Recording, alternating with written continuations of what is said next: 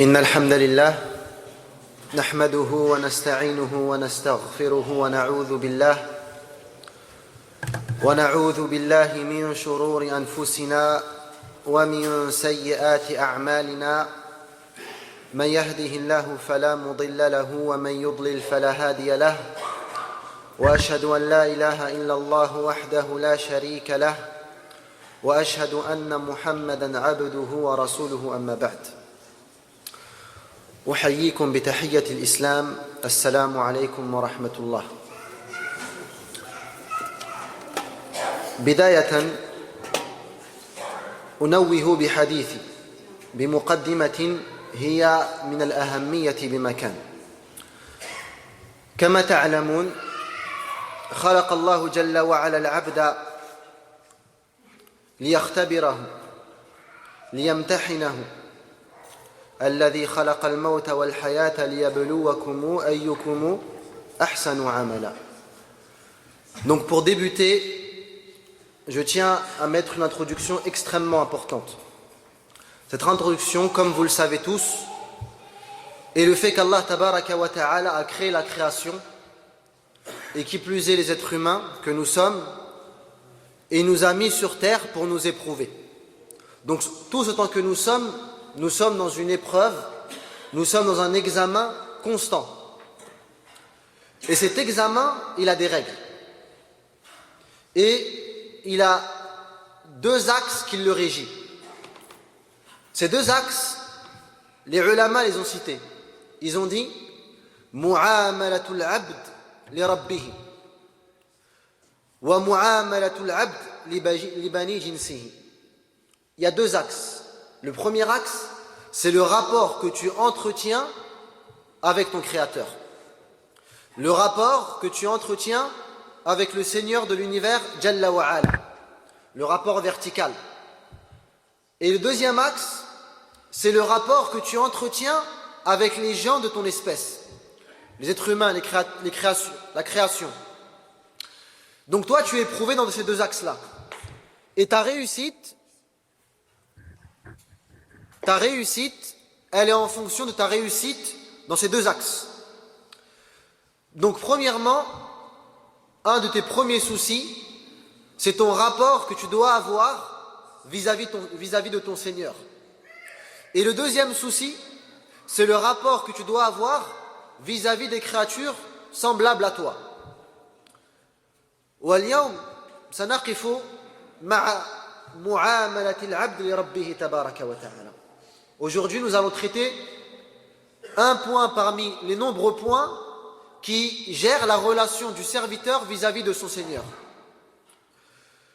Donc, il faut savoir une chose, c'est que toi, tu te dois, parmi les épreuves que tu dois subir dans ce bas monde, c'est le fait d'entretenir un lien avec ton Seigneur.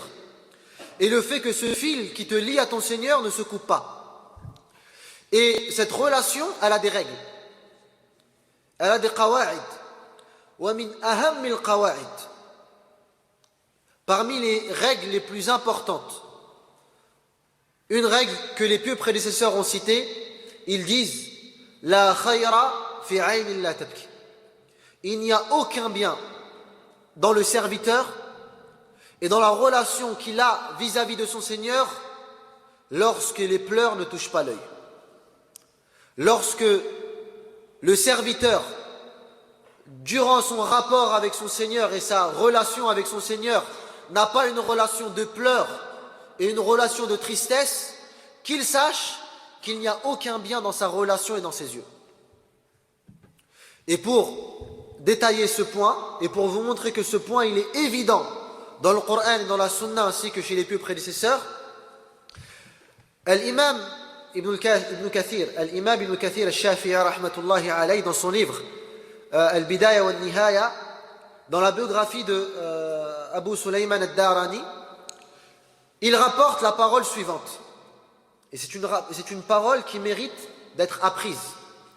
Abu Sulayman al-Darani, il dit quoi? Il dit li kulli shay'in ilm. Toute chose a une science. Toute chose a une science. Et il y a des indications pour savoir où tu vas et pour aussi contrôler la chose. Donc il dit li kulli shay'in ilm. وعلم الخذلان علم الخذلان ترك البكاء والخشية من ربك. Il dit toute chose à la une science. Et la science pour savoir si Allah Jalla wa Ala t'a délaissé, s'est détourné de toi, ne veut plus de toi. Si tu veux savoir cela, alors la science que tu dois apprendre, c'est quoi? Le fait que tu ne pleures plus et le fait que tu n'entretiens plus une relation avec ton Seigneur, une relation de pleurs et de tristesse. Alors à ce moment, sache que tu es rentré dans ce qu'on appelle al-khidlan wa iyadhu billah. Al-khidlan ou al-khizyi, c'est lorsque le serviteur perd sa place auprès de son Seigneur. Lorsque le serviteur n'a plus de place auprès d'Allah Jalla wa Ala et qu'Allah se détourne de lui. Et c'est pour ça que dans la biographie de Ata al-Sulami, qui fait partie de l'un des plus grands pieux prédécesseurs et l'un des plus grands adorateurs de cette nation, de cette umma, il est tombé malade. Et Ata al-Sulami a eu un problème à l'œil. Alors le médecin lui a conseillé d'aller visiter les jardins et il l'a emmené avec lui pour visiter les jardins car il est connu que la verdure a un effet bénéfique sur la vue. Donc il l'a ramené avec lui. Il l'a ramené dans les jardins. Mais Ata al-Sulami, lorsqu'il a commencé à rentrer dans le jardin, il s'est mis à pleurer. Et il s'est mis à pleurer énormément. Et le médecin lui a dit une phrase. Il lui a dit: Ya Ata, si tu n'arrêtes pas de pleurer, tu vas perdre la vue. Ya Ata, si tu n'arrêtes pas de pleurer, tu vas perdre la vue. Alors pourquoi pleures-tu? Ata al-Sulami lui a dit: si je pleure, c'est parce que lorsque j'ai vu ces jardins, je me suis rappelé des jardins du paradis. Alors j'ai eu peur qu'Allah tabaraka wa ta'ala m'en prive. Alors je me suis mis à pleurer. Le médecin lui a dit: mais si tu n'arrêtes pas, tu vas perdre la vue.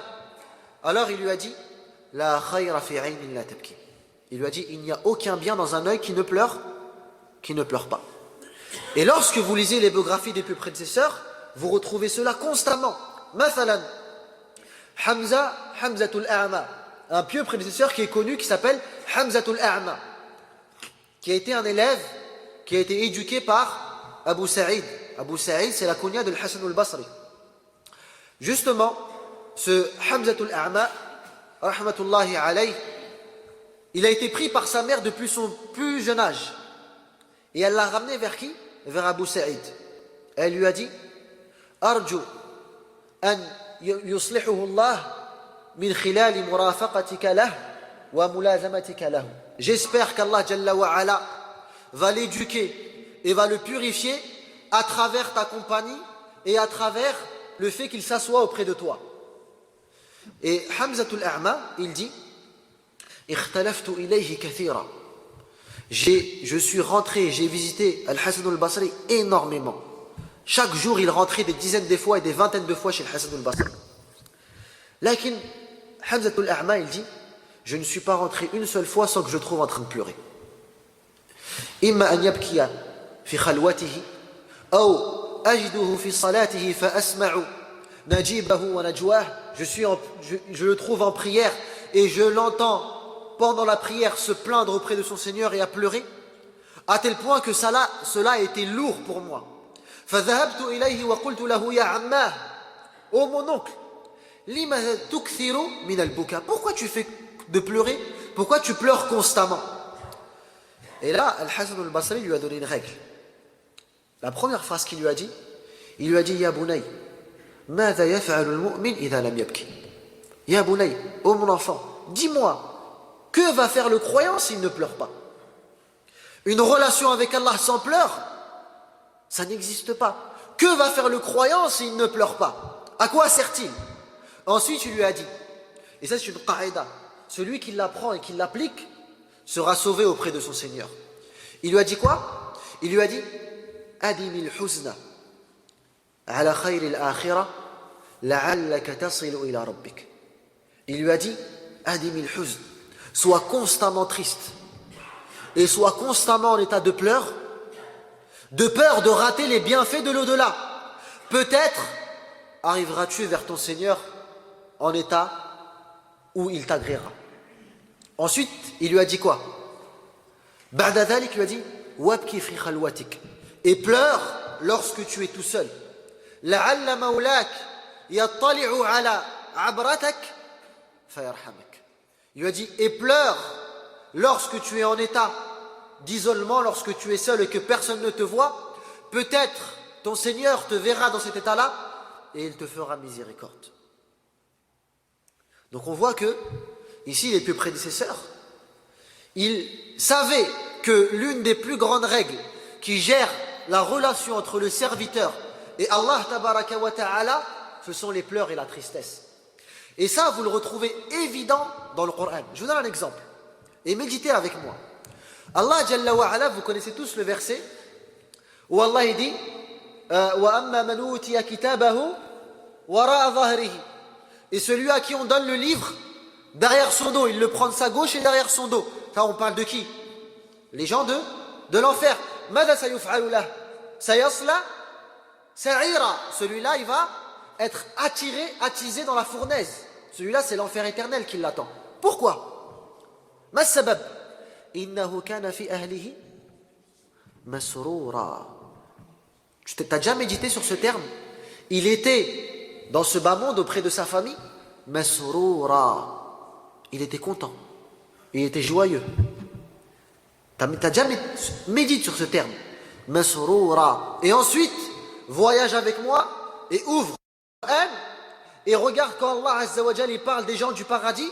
Mathalan, quand tu ouvres fi surat at-Tur, Allah Jalla wa Ala nous cite les gens du paradis et les délices et al-wildan alladhina tufuna alayhim, et les enfants qui les serrent, etc. Et ensuite il nous cite un dialogue entre les gens du paradis. Wa aqbala ba'duhum ala ba'din yatasaalun. Yani, comment vous avez fait pour rentrer vous au paradis? Et là leur réponse elle a été unanime. Inna kunna qablu fi ahlina kifash mushfiqin. Regarde, ahlun nar kanu fi ahlihim masrura, amma ahlul jannah kanu mushfiqin, khaifin, wajilin. Lorsque les gens du paradis s'interrogent les uns les autres et que la réponse vient, Allah nous dit quoi?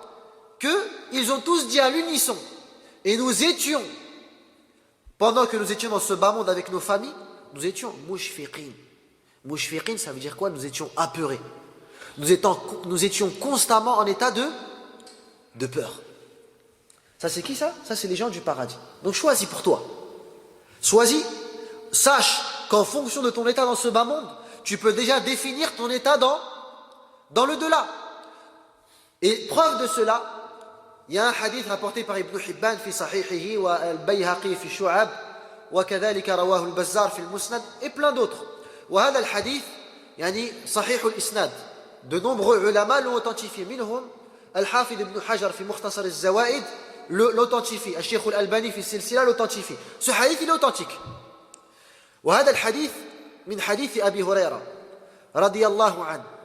يقول قال رسول الله صلى الله عليه وسلم يقول رب العزة. يعني c'est un hadith qudsi, c'est un hadith divin. Celui qui parle c'est Allah tabaraka wa ta'ala. Le prophète rapporte qu'Allah dit وعزتي وجلالي. من الذي يقسم؟ ربنا تبارك وتعالى. Qui est celui qui jure? C'est Allah jalla wa ala. وعزتي وجلالي. Par ma puissance et ma majesté. Et Allah Jalla wa Ala, quand il jure, donc déjà, le simple fait de jurer dans la langue arabe, ça signifie quoi? Deux choses l'une. Soit, généralement on jure quand on a une personne devant nous qui dément l'information. Tu viens, tu lui dis, Omar est rentré dans la maison. Tu dis, Wallah, Omar il est rentré dans la maison. Sauf que, avant de jurer, il y a des étapes. Parce que Al-Qasam, c'est parmi ce qu'on appelle les anwa' du tawkid, pour confirmer l'information. Mais le fait de jurer fait partie des syntaxes les plus fortes quand tu veux affirmer une information. Alors imagine-toi quand le Seigneur de l'univers jure pour confirmer cela. Il dit quoi? Wa izzati wa jalali la ajma'u li 'abdi amnayn wa la khawfayn. C'est pas possible. Par ma puissance et ma majesté, je ne peux rassembler deux peurs et deux sécurités pour mon serviteur. Jamais. Ensuite, Allah Azza wa Jal dit dans le hadith fa in huwa amilani fi dunya khawaftuhu yawm al-qiyamah. Si il se sent en sécurité vis-à-vis de moi dans ce bas monde, alors je lui ferai peur le jour de la résurrection. Wa in khafani fi dunya amantuhu yawm al-qiyamah. Par contre, si il a peur de moi dans ce bas monde et il me craint et il pleure, alors je lui donnerai la sécurité dans le delà. Donc on voit bien que ce hadith-là, ainsi que les textes qui sont venus préalablement, nous montrent que la relation qui gère le croyant à son Seigneur, c'est une relation de peur et de pleurs. C'est une relation de peur et de pleurs. Et cela, il est évident lorsque tu lis la biographie des plus prédécesseurs, ou même avant cela. حينما تقرأ سيرة سيد الخائفين والبكائين رسول الله صلى الله عليه وسلم, le maître des gens qui pleuraient pour leur Seigneur tabaraka wa ta'ala. Lorsque tu lis la sunna, tu vois que le prophète pleurait énormément. Les hadiths qui nous montrent les pleurs du prophète sont nombreux, d'accord, à tel point que si je viendrais à les citer un à un, je ne finirai pas. Un exemple, l'imam Ahmed rapporte dans son musnad, excusez-moi, je suis très encombré du nez. L'imam Ahmed rapporte dans son musnad, rahmatullahi alayh, qu'un jour le prophète sallam a vu, que le prophète sallallahu alayhi wa sallam un jour a vu ses compagnons. Toujours je suis triste lorsque je viens dans des mosquées et je dis Qala Rasulullah et j'entends Ka'anna la tantiqu bi binti shafa. Yani sallu ala nabi sallallahu alayhi wa sallam. Ça c'est une chose qu'on doit apprendre. Lorsqu'on entend sallallahu alayhi Rasulullah, on dit quoi? Sallallahu alayhi wa sallam. Et on doit entendre les murs trembler de la prière du prophète sallallahu alayhi wa sallam. T'es fi jumu'a. T'es pas dans un jumu'a là. Et vous savez que le prophète sallallahu alayhi wa sallam dit dans le hadith de Ibn Abbas, il dit Man akhta as-salata alay faqad khati'a tariq al-jannah. Celui qui oublie de prier sur moi, il s'est égaré du chemin du paradis. Et vous savez que le prophète sallallahu alayhi wa sallam a décrit parmi les personnes les plus avares, celui qui est avare envers la prière du prophète sallallahu alayhi wa sallam. Donc n'oubliez jamais, lorsque vous entendez le nom de votre bien-aimé, de prier sur le prophète sallallahu alayhi wa sallam. Donc je disais que notre prophète Muhammad sallallahu alayhi wa sallam, lorsque tu lis sa biographie, il y a des faits qui ne trompent pas. Tu vois que sa relation, c'est une relation de tristesse. Un exemple, le prophète sallallahu alayhi wa sallam un jour a vu ses compagnons rassemblés. Alors il a accouru vers eux. Il leur a dit, que faites-vous? Pourquoi êtes-vous rassemblés? Ils lui ont dit, nous sommes en train de creuser une tombe. Nous sommes en train de creuser une tombe. Quelle était la relation? Quelle a été la réaction du prophète sallallahu alayhi wa sallam? Dans le hadith rapporté par l'imam Ahmed, il est dit textuellement que le prophète sallallahu alayhi wa sallam jatha ala rukbatayh. Lorsqu'il a entendu le prophète, il a entendu la tombe. Il a pris conscience qu'on parlait du jour de la résurrection et du retour vers Allah Jalla wa Ala. C'est comme s'il avait perdu ses forces. Alors il s'est mis à genoux. Il s'est mis à genoux. Et il a commencé à pleurer. Et à pleurer, et à pleurer. Et il faisait un geste. Il faisait quoi? Il regardait les cieux et il regardait la tombe. Et il regardait les cieux et il regardait la tombe. Et ensuite il dit à ses compagnons, Limithli hada fa'a'iddu. Limithli hada fa'a'iddu. Pour cela préparez-vous, pour cela préparez-vous. Certains ulama, ils ont expliqué ce hadith, ils ont dit quoi? Le prophète sallallahu alayhi wa sallam, lorsqu'il a vu le mashhad du qabr, la vue de la tombe, s'est rappelé que c'était un endroit, l'un des premiers endroits qui est l'une des étapes vers laquelle on revient vers Allah Jalla wa Ala.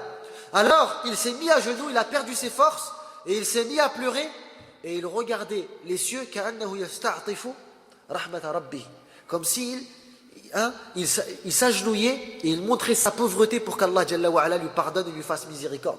Et ensuite il regardait la tombe et les pleurs coulaient par elles-mêmes. Et il dit à ses compagnons, pour cela préparez-vous, pour cela préparez-vous, pour cela préparez-vous. De nombreux hadiths, vous connaissez le hadith du prophète sallam lors de la bataille de Badr, lorsque la plupart des compagnons sont restés la nuit en train de dormir. Or le prophète sallam a passé toute sa nuit agenouillé et en pleurant devant son Seigneur tabaraka wa ta'ala. Un hadith rapporté par Ibn Hibban, de nombreux hadiths, un hadith rapporté par Ibn Hibban, et ce hadith-là, c'est un hadith vraiment qui te montre comment le prophète sallam était avec son Seigneur. Et c'est notre exemple. Imagine-toi, c'est la meilleure des créatures. La meilleure des créatures qu'Allah Jalla wa Ala a mis sur terre. Une créature dont les péchés futurs et antérieurs sont pardonnés. Futurs et passés sont pardonnés. C'est-à-dire que Allah, le prophète sallam œuvre et pleure pas pour se faire pardonner, pas pour atteindre la miséricorde, non. Il pleure et il demande pardon pour qu'Allah Jalla wa Ala l'élève en degré et le rapproche de lui.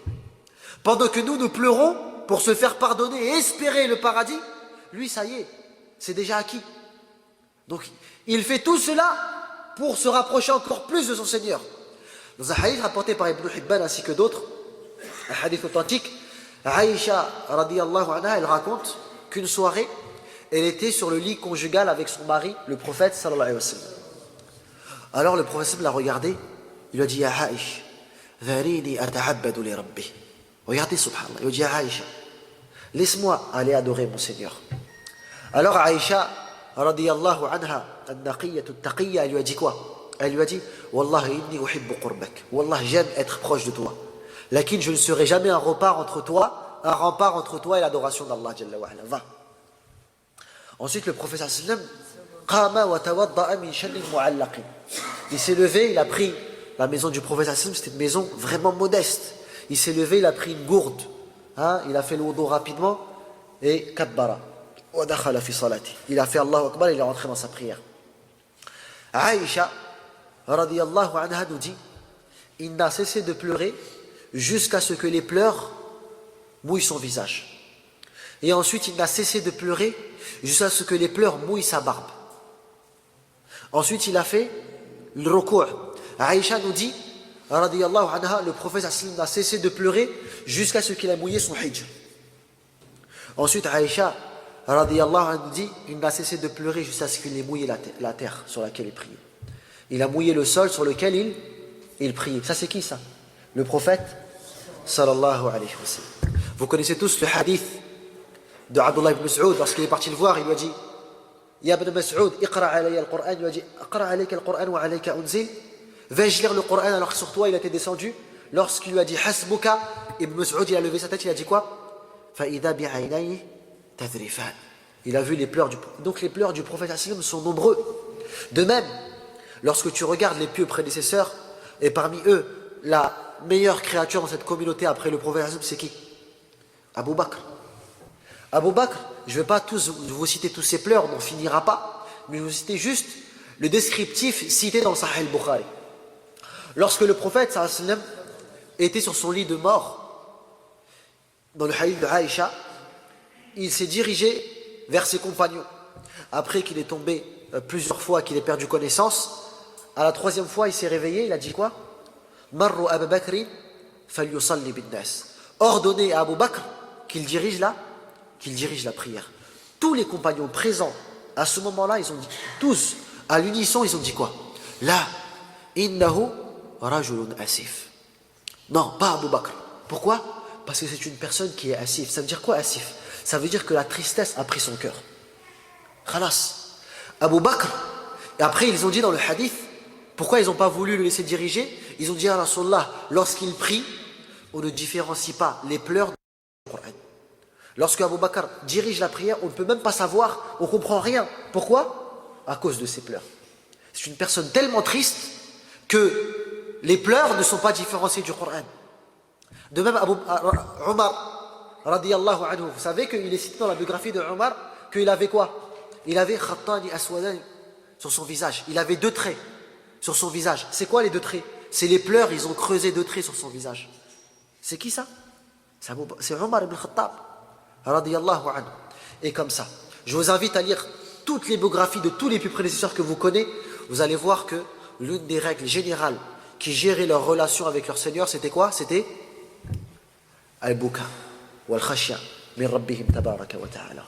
Les pleurs et la crainte vis-à-vis de leur Seigneur Jalla wa ala. Et c'est pour ça que vous allez voir que tous les grands imams qui ont écrit dans les sunan, etc., vous allez voir que dans leur recueil, ils laissent toujours une place à cette règle-là.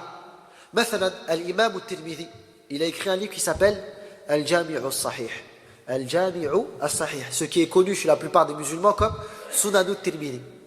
Hein, le livre, il ne s'appelle pas Sunan al-Tirmidhi, il s'appelle comment? Al-Jami'u al-Sahih. Vous allez voir que dans Kitab al-Zuhd, il a laissé toute une porte sur ce qu'on appelle Fadl al-Buka wal-Khashya min Allah tabaraka wa ta'ala. Al-Mundhiri, qui a écrit quel livre? At-Targhib wa At-Targhib. D'accord? Vous allez voir qu'il a laissé tout un chapitre. Al-Nawawi, dans Tibyan, il a laissé tout un chapitre. Et comme ça, tous les savants, quand ils écrivaient des livres, ils laissaient généralement un chapitre pour parler de cette règle qui gère le rapport du serviteur avec son Seigneur tabaraka wa ta'ala. Donc ça, c'était le premier point que je voulais aborder avec vous. C'est quoi?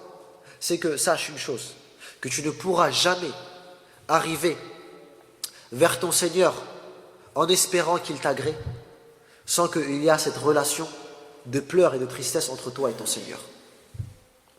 Donc si toi dans ta vie de tous les jours tu fais que de rigoler, tu fais que de t'amuser et que les larmes ne coulent que très rarement, sache une chose, c'est que le lien qui te lie avec ton Seigneur a été coupé depuis très longtemps. Le lien qui te lie avec ton Seigneur a été coupé depuis très longtemps. Ibn al-Qayyim, rahmatullahi alayhi, il a une parole en or qu'il faut qu'on apprenne tous. Il dit quoi? Il dit Ab'ad, le plus éloigné. Ab'adul qulub min Allah, le cœur le plus éloigné d'Allah tabaraka wa ta'ala, al-qalbul qasi. Fawailun lil qasiyati qulubuhum min dhikrillah. Allah Jalla wa ala a promis malédiction et malheur à ceux qui ont ce cœur, le cœur dur. Ibn al-Qayyim, rahmatullahi alayhi, dit quoi? Et le premier signe du cœur dur, إِذَا أُصِبَ فِي أَعْيُنِهِ بِالْقَحْطِ, lorsque la sécheresse touche ses yeux. Ça, c'est le premier signe qui prouve que ton cœur est dur. Et que tu es le serviteur le plus éloigné d'Allah tabaraka wa ta'ala. Au moment même où tu penses être le plus proche. Fais attention à cela. Sache une chose, cette règle-là, elle doit être une règle où on médite dessus constamment. Constamment dans la vie de tous les jours du croyant, il doit se poser cette question-là. Où j'en suis vis-à-vis d'Allah tabaraka wa ta'ala. Et ce où j'en suis, pour le savoir, il y a cette règle-là. Qui est quoi? Qui est la relation de pleurs et de tristesse que tu as avec ton Seigneur Jalla wa ala. Et c'est pour ça que Allah tabaraka wa ta'ala, dans son livre saint, lorsqu'il décrit ses pieux prédécesseurs, lorsqu'il décrit ses serviteurs qu'il aime, il dit quoi? وَإِذَا تُتْلَى عَلَيْهِمْ آيَةُ الرَّحْمَنِ مَاذَا فَعَلُوا خَرُّوا سُجَّدًا وَبُكِيًّا. Et regarde, ça c'est un verset où on a cité les prophètes, Nuh, Ibrahim, etc. Il a cité toutes les meilleures créatures qu'Allah Jalla wa ala a créées. Et il leur a dit وَإِذَا تُتْلَى عَلَيْهِمْ آيَةُ الرَّحْمَنِ. Et lorsque les versets du serviteur leur sont récités, kharru, ils perdent leur force et ils s'agenouillent et ils se prosternent, sujjadan wa bukiya, et en pleurs. Voilà comment ils étaient les pieux, comment ils sont décrits les pieux dans le Coran. Wa nahnu al-yawm al-ayat tutla wal ahadith tuqra wal mawa'id tulqa lakin ماذا نفعل تدخل في اليمنى وتخرج من اليسرى وكأن شيء لم يقع.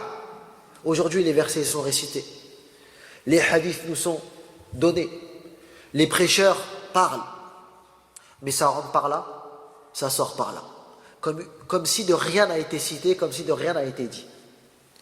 Et ça c'est quoi? C'est une véritable catastrophe. Et que si les serviteurs ne prennent pas compte de cela et qu'ils essayent de se corriger le plus tôt possible, alors à ce moment-là, j'ai peur que nous arrivons devant Allah tabaraka wa ta'ala et qu'on nous considère parmi les créatures les plus pires auprès d'Allah Jalla wa ala. Et ça, c'est un point extrêmement important, les frères. Que chacun d'entre nous médite sur ce point. Que chacun d'entre nous médite sur ce point. Dans un hadith rapporté par l'imam Ahmed dans son Musnad, ainsi que l'imam Tirmidhi et bien d'autres, et c'est hadith que Al-Hakim rahmatullahi alayhi dans son Musadrak authentifie, et il dit qu'il est selon les conditions de Bukhari ou Muslim. Le prophète sallallahu alayhi wa sallam dit quoi? Il dit: Inni ara ma la taraw wa asma'u ma la tasma'u. Je vois ce que vous ne voyez pas et j'entends ce que vous n'entendez pas. Et ensuite, il nous cite une chose que lui voit et entend et que nous n'entendons pas. Il dit quoi? Attati sama wa huqqa laha an ta'it. C'est-à-dire quoi? Attati sama, c'est quoi? Sawtul aqtab. Hein? Vous savez, quand le grésillement quand tu es sur une monture de la selle, grz, grz, ou quand tu marches sur du bois, tu as l'impression qu'il va lâcher. Le ciel, il va bientôt craquer. Il va bientôt lâcher. Pourquoi? Le prophète nous dit, sallallahu alayhi wa sallam, ma min mawdi'i arba'ati asabi' illa malikun, sans qu'il y a pas un endroit de 4 doigts sans qu'il y ait un ange, malikun wadi'un jabhatahu sajidan lillah, sans qu'il y ait un ange qui est comment? Qui a posé son front en prosternation, en glorifiant Allah tabaraka wa ta'ala. Penses-tu qu'Allah il a besoin de notre adoration de moi et de toi? Hein? Allah il n'a pas besoin de notre adoration. Tu t'imagines toi aux cieux, il n'y a pas un endroit de 4 doigts sans qu'il y ait un ange prosterné qui glorifie son Seigneur tabaraka wa ta'ala. Ensuite le prophète nous dit quoi? Pour nous faire comprendre que si on adore Allah azza wa jal, c'est pour nous sauver nous-mêmes. Il dit quoi? Sallallahu alayhi wa sallam, Wallah, il jure, il dit Wallah, law ta'lamuna ma a'lam. Si vous avez la science que j'ai, si vous preniez conscience des choses que j'ai pris conscience, Wallahi, law ta'lamuna ma a'lam, la dahiktum qalila wa la bakaytum kathira. Wallahi, vous pleuriez beaucoup et vous rirez très peu. Ensuite, le prophète ne s'est pas arrêté là. Et il dit quoi? Tellement la peur et les pleurs auraient pris place dans vos cœurs que tu ne penserais même pas à prendre jouissance auprès de ta femme dans ton lit conjugal. Ensuite, le prophète nous dit vous serez partis dans les montagnes, dans les déserts. Tajra'una ila Allah. Qu'est-ce que vous ferez? Tajra'un, tasrukhun, tasihun, taltaji'un. Vous serez tous partis dans les montagnes, dans les déserts pour demander pardon à Allah Jalla wa Ala, pour pleurer, pour se prosterner, pour montrer votre pauvreté vis-à-vis d'Allah Jalla wa Ala. Dans la suite de ce hadith, dans la riwaya de Tirmidhi ainsi que d'autres, il est dit walaw wudittu law kuntu shajaratan tu'ad. Si seulement j'étais une branche, si seulement j'étais simplement une branche qu'on coupe, qu'on mâche et qu'on jette. Cette phrase-là, les ulama ils ont divergé. Est-ce que c'est un hadith qu'on appelle un hadith mudraj, c'est-à-dire une parole du compagnon qui a rapporté ce hadith, c'est-à-dire Abu Dhar, ou c'est une parole du prophète sallallahu alayhi wa sallam? Peu importe. Ibn al-Arabi, al-Qadi al-Maliki, rahmatullahi alayhi, dans son explication de Tirmidhi, qu'on appelle Aridatul Ahwadi, il prône l'avis que cette parole c'est la parole du prophète sallallahu alayhi wa sallam. Alors imagine-toi, le prophète sallallahu alayhi wa sallam dit quoi? Si seulement j'étais un arbre qu'on coupe et qu'on jette. Il a dit j'espère même pas rencontrer mon Seigneur tellement j'ai peur de cette rencontre-là. Ça c'est quoi? C'est le rapport avec Allah Jalla wa Ala. Comment le croyant doit nourrir constamment ce rapport. Je ne vais pas vous retenir plus longtemps, mais une fois que cela a été dit, généralement on s'arrête ici. On s'arrête ici. Et bien il y a beaucoup de questions qui restent. Pourquoi je vais pleurer? Et quels sont les moyens qui vont me permettre d'atteindre cette crainte pour pleurer? D'accord? Et aussi, dois-je constamment pleurer? Je ne dois plus vivre. Il y a des questions qui se posent. D'accord? Rapidement, je vous fais quelques signes. Pour développer ces points-là, il faudrait des conférences et des conférences. Mais ce qu'on pourrait dire ici, c'est que lorsque le croyant ne sait pas pourquoi il doit pleurer, c'est qu'il y a un réel problème. Il y a un réel problème dans sa relation avec Allah Jalla wa Ala. Parce que les causes qui nous poussent à pleurer sont tellement nombreuses qu'on ne peut même pas tous les citer et les recenser. مثلا, parmi les premières causes, ce que les pieux prédécesseurs appelaient al-khawfu min as-sabiqa. Ça veut dire quoi ça? Vous connaissez tous le hadith de Abdullah ibn Mas'ud lorsqu'il dit Haddathani as-sadiq al-masduq. Le véridique, celui qui ne ment jamais, m'a informé.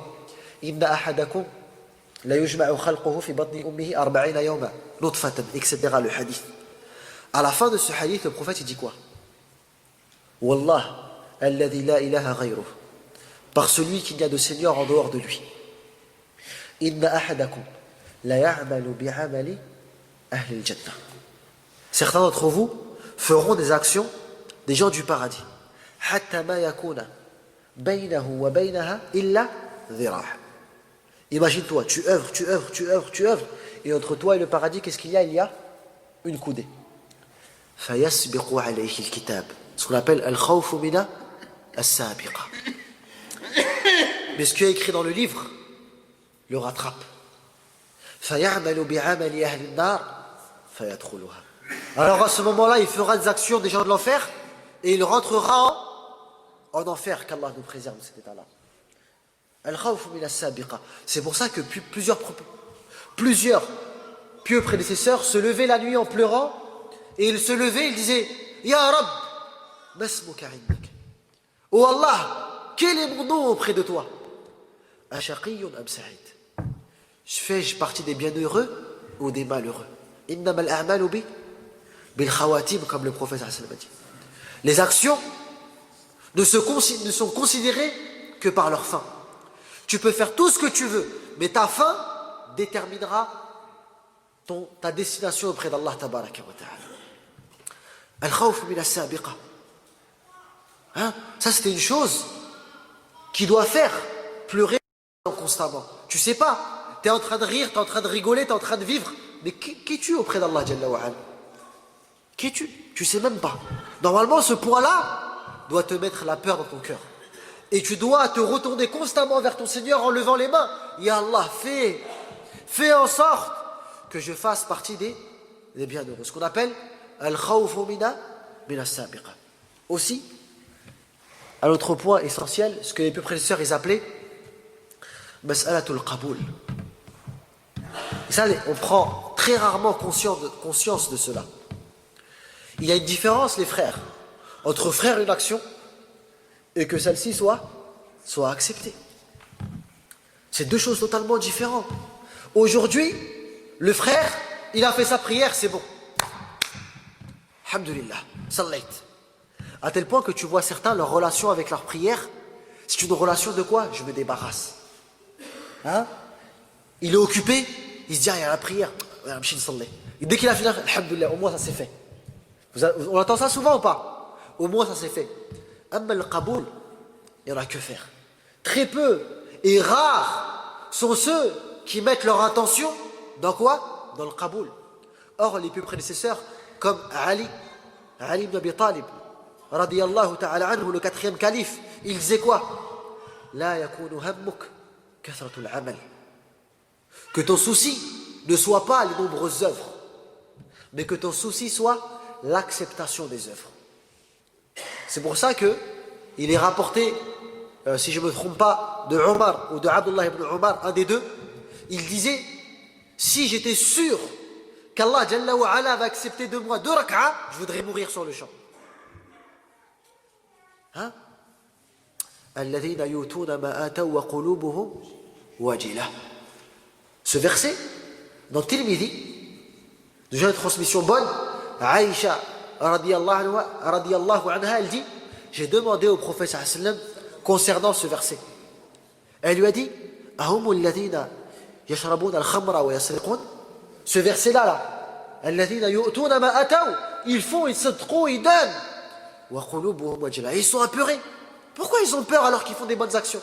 Aïcha radiyallahu anha, elle a dit, donc ceux-là, c'est ceux qui font zina, ceux qui boivent de l'alcool, ceux qui font des péchés énormes. Alors forcément, ils ont peur. Le prophète lui a dit, la yabnat as-siddiq. Oh non, fille du véridique. Là, il lui a dit, humul ladhina yatasaddaqun ويصومون ويصلون ولكن يخافون أن لا يتقبل الله منهم. Elle a dit non, mais ce sont ceux qui prient, qui jeûnent, qui donnent l'aumône, mais ils ont peur qu'Allah n'accepte rien. Tu arrives devant Allah Jalla wa Ala et il n'y a rien du tout. Vous connaissez Mohammed ibn Mulkadir? Qui connaît Mohammed ibn Mulkadir? Il lève la main. Qui a déjà entendu parler de Mohammed ibn Mulkadir? Hein? Je vous invite tous à lire la biographie de cet imam. Il fait partie des plus ascètes de cette communauté. Mohammed ibn al-Munkadir, lorsqu'il était sur son lit de mort, il était sur son lit de mort. Qu'est-ce qui s'est passé? Il s'est mis à pleurer énormément. Il a pleuré, il a pleuré, il a pleuré. Sa famille, lorsqu'elle l'a vu dans cet état-là, elle s'est mise à pleurer avec. Alors elle s'est dit, il faut absolument qu'on trouve une solution, sinon il va mourir de pleurs. Alors ils lui ont dit quoi? Alaykum bi Abi Hazim. Allez, accourir vers qui? Abu Hazim, qui était un des pieux, parmi les pieux prédécesseurs à l'époque de Mohammed ibn Mulkadir. Mohammed ibn Mulkadir, c'est le professeur de l'imam Malik. Donc ça fait partie des 3 premières générations, tout ça. Des générations que le prophète a fait l'éloge. Sallallahu alayhi wa sallam, khayrun nas qarni thumma alladhina, le hadith que vous connaissez tous. Alors Abu Hazim, il est venu. Il est rentré dans la chambre. Et au bout de quelques secondes, il s'est mis à pleurer plus que Mohammed ibn Mulkadir. Vous imaginez un petit peu la scène? Alors la famille de Mohammed ibn Mulkadir s'est retournée vers Abu Hazim et ils lui ont dit, on t'a ramené pour que tu le calmes, tu es en train de pleurer plus que lui. Alors il leur a dit, laissez ce serviteur, vous ne pourrez pas le guérir de ses pleurs. C'est pas possible. Vous savez pourquoi? Parce que Mohammed ibn Qadir, lorsque Abu Hazim s'est dirigé vers lui, il lui a dit, pourquoi tu pleures? Et il lui a dit un verset. Il lui a dit, c'est quoi? وَبَدَا لَهُمْ بِلَاللَّهِ مَا لَمْ يَكُونُوا يَحْتَسِبُونَ. Et il leur apparaîtra devant Allah Jalla wa Ala ce qu'ils ne pensaient même pas.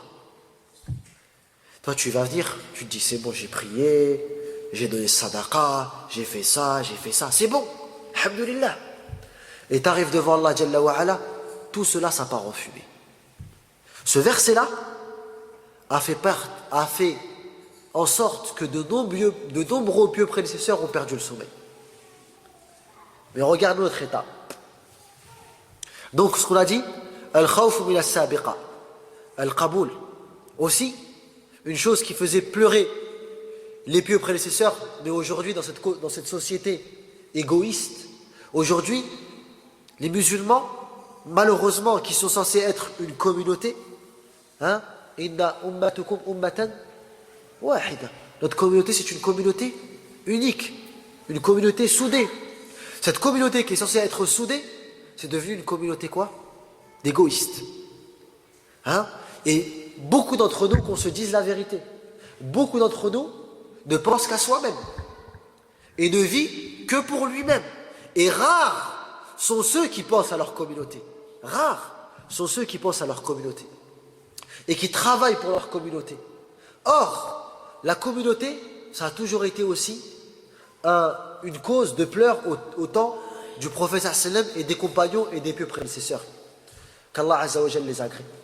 Vous connaissez tous les nombreux hadiths où le prophète sallam se levait la nuit et il pleurait toute la nuit, il disait quoi? Ummati, ummati, ummati. Donc aussi, imaginez-vous à notre époque, où nos sœurs, elles se font violer. Elles se font... on les traite comme des esclaves. Même dans certains pays, nos sœurs, elles sont vendues par les kuffars, les mécréants. Aujourd'hui, on voit ce que les non-musulmans, les mécréants font à notre communauté à droite, à gauche. Il n'y a qu'à ouvrir la télé, tu vois. Tu vois l'état de la communauté. Elle est attaquée de toutes parts. Nous, en France, tu n'as qu'à tendre l'oreille un petit peu. Et il n'y a pas une semaine sans que tu entends ta sœur qui s'est fait violer, qui s'est fait attaquer, qui s'est fait insulter, qui s'est fait. Mais tant que ça ne touche pas ta sœur, tant que ça ne touche pas quelqu'un de proche de toi, t'en as que faire. Et tu penses à personne. Et c'est pour ça que tu vas voir à la personne, elle se réveille que lorsqu'une personne l'a touchée. Il vient te dire, elle est où cette communauté? Parce que c'est sa mère qui s'est fait insulter. Parce que c'est sa sœur à qui on a retiré le voile de force. Mais tant que ça ne concerne pas lui, il n'en a que faire. Or, vous connaissez tous les différents récits de la sira du prophète sallam. Lorsque simplement un mécréant au temps du prophète sallam, il a touché une musulmane et il a osé toucher à sa dignité, le prophète sallam, Jayash al-Juyush, il a fait des armées pour cela. Aujourd'hui, nous, ça nous passe au-dessus de la tête. Donc les causes qui doivent nous amener à pleurer sont nombreuses. Elles sont nombreuses. À toi de les rechercher et de les trouver. Elles sont présentes dans le Coran, elles sont présentes dans la Sunna, elles sont présentes dans la vie des pieux prédécesseurs. Aussi, ça fait combien de temps là? Hatta la ukthir alaykum. Je vais terminer. Encore 10 minutes et je vous laisse. Hatta la util alaykum, pour pas être lourd pour vous. Parmi Taïb, on a cité certaines causes qui doivent nous amener à pleurer. Maintenant, c'est pourquoi nous pleurons pas. Ou, quelles sont les choses que si on prend soin de les mettre en place dans notre vie, on retrouvera cette relation avec Allah Jalla wa Ala, c'est-à-dire une relation de pleurs et de tristesse. La première des choses, adorer Allah Jalla wa Ala à travers ses noms et attributs. Ça veut dire quoi ça? Aujourd'hui, les croyants, le rapport qu'ils ont aux noms et attributs, c'est un rapport catastrophique. Alors tu as différentes personnes. Tu as ceux qui ne prêtent aucune attention aux noms et attributs. Leur rapport c'est quoi? C'est de mettre en place le hadith là, le hadith rapporté dans le Tirmidhi, les 99 noms là, d'accord, qu'on voit accrochés partout, qui, entre parenthèses, est un hadith qui n'est pas authentique. Donc ce hadith là, ils l'accrochent chez eux, et ça y est, c'est bon, ils ont fait ce qu'ils avaient à faire vis-à-vis des noms et attributs d'Allah Jalla wa Ala. Ça c'est une sorte. On a l'autre sorte, c'est des frères. Leur rapport aux noms et attributs, c'est un rapport de divergence et de débat. قالت الأشاعرة, قالت المعتزلة, قالت الجهمية, قالت الأحباش, toute leur vie, c'est des combats. Alors que l'asl, al-jidal, le débat, ce n'est pas une chose qui est présente chez les gens de la sunna. C'est-à-dire que ce jidal-là, il est venu à cause des gens de l'innovation qui est innové dans cette porte-là. Donc les ulama, ils ont répondu. Mais ce n'est pas le premier rapport qu'on doit avoir avec les noms et attributs. Le premier rapport qu'on doit avoir avec les noms et attributs, c'est quoi? C'est un rapport de méditation, d'adoration et de mise en application dans notre vie. Et c'est là où j'en viens. Parmi les noms d'Allah tabaraka wa ta'ala, ce qu'on appelle Al-Fattah. Al-Fattah, celui qui ouvre. Ton cœur, il est fermé. C'est pour ça que tu ne trouves pas cette relation avec Allah Jalla wa Ala. Tu veux l'ouvrir, demande à celui qui possède les clés. Inna al-qulub bayna asabi' ar-Rahman. Yuqallibuha kayfa yasha. Les cœurs sont entre les doigts du miséricordieux. Il les tourne comme il veut. Demande à Allah Jalla wa Ala de t'ouvrir ton cœur, de te purifier ton cœur, il le purifiera et t'aidera. Donc tant que tu ne te procéderas pas et tu ne lèveras pas tes mains et tu ne demanderas pas à Allah Jalla wa Ala de te purifier le cœur et de t'accorder cette relation, tu ne l'auras jamais. Première des choses, revenir vers Allah Jalla wa Ala. Le deuxième point, al-ihtimam bi'ulum al-qulub. Le fait de donner de l'importance aux sciences du cœur. D'accord? Le cœur, ça a une science. Dans le hadith de l'imam Ahmed, dans son Musnad, le prophète nous informe que la première science qui sera élevée et qu'on notera sur terre, c'est quoi? Ilm al-khushu'. Donc le khushu' c'est une science. Donne de l'importance à ça. Quand tu vois une conférence où on parle de la relation d'Allah, la relation du serviteur avec son Seigneur, où on développe les sciences du cœur, cours et apprends et étudie. Troisième point, Al-Qur'an. Ta relation avec le Qur'an. C'est un point capital. Quatrième point, là je cite rapidement, je ne développe pas. Quatrième point, Al-Ashab, ta compagnie. Sois accompagné des gens qui ont un état avec Allah Jalla wa Ala, alors sois persuadé que tu atteindras un état avec Allah Jalla wa Ala. Reste avec ceux qui passent toute leur journée à manger la chair, à colporter des ragots à droite à gauche, à parler de la dunya, à parler de l'argent, t'attends pas à ce que ton cœur se purifie. Aussi, qillatu ta'am, wa qillatu sharab, wa qillatu nam, wa qillatu al-kalam. Ces 4 points sont constamment cités par les gens de science. Le fait de dormir peu, de manger peu, de boire peu, de dormir peu. Hada yuslihu al-qalb. Aussi, parmi les choses qui sont venues dans la sunna qui purifient le cœur, le fait de se rappeler souvent de la mort. Aussi, le fait d'avoir un rapport avec les orphelins. Il est vu dans certains hadiths que ces choses-là purifient le cœur et l'adoucissent. Et pour résumer, moi je vous invite à revenir à une risala qui s'appelle Qaswatul Qalb. La risala de Ibn Rajab. Al-Hanbali rahmatullahi alayh, il cite ces différentes causes. Et dans notre livre, vous revenez à Bukhari, Muslim, et les recueils de la Sunna, on trouve ces choses-là. D'accord? Donc ça, c'est les moyens par lesquels on purifie notre cœur. Et je clôture avec ça, je termine avec ça. C'est que, doit-on comprendre de ce sujet que le serviteur doit constamment pleurer? Il n'a pas le droit de rigoler. On voit dans certaines biographies de pieux prédécesseurs, et c'est véridique ça, que tel pieux prédécesseur s'est juré de ne plus rire. Et qu'on ne l'a pas vu rire pendant 40 ans. Et c'est venu ça. Dans de nombreux récits et biographies de pieux prédécesseurs, il a été cité cela.